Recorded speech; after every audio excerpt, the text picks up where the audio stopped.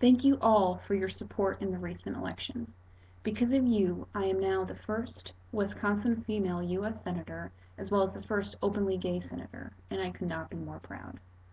Can you believe that nearly 7 years ago, Wisconsin put a ban on same-sex marriage?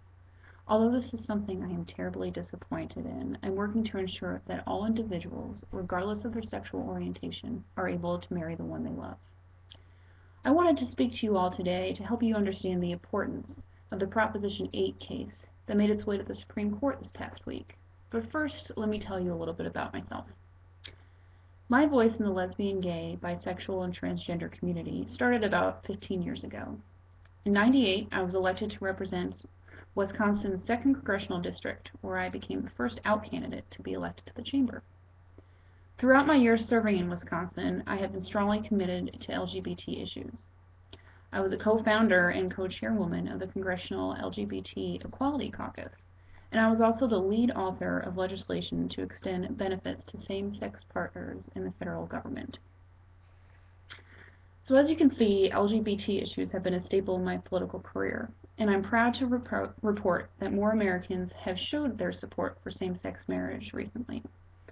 A recent poll in the Washington Post noted that almost 58% of Americans support same-sex marriage. Several prominent politicians have also come out in support of same-sex marriage, such as Virginia Senator Mark Warner and former Secretary of State Hillary Clinton. So as most of you are aware, the same-sex marriage debate made its way to the Supreme Court last week.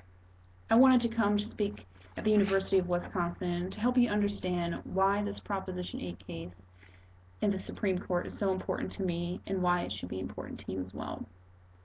Prop 8 was passed in California in 2008, and it defined a marriage strictly between one man and one woman.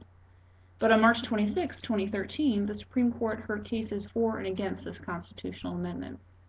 Our state of Wisconsin actually has a ban on same-sex marriage as well, which was put in place in 2006, and it stated that marriage is only defined between one man and one woman, and that is the only kind of marriage that will be valid or recognized in the state of Wisconsin.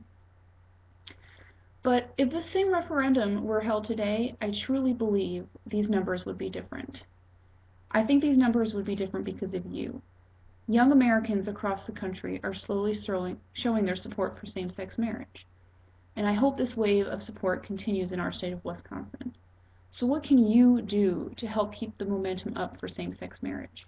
In order to have another referendum for same-sex marriage on our ballot, I need you to write to your own congressional representative and tell them that every person deserves the right to marry, regardless of who they love. By writing to your specific congressional representative, your voice will be heard.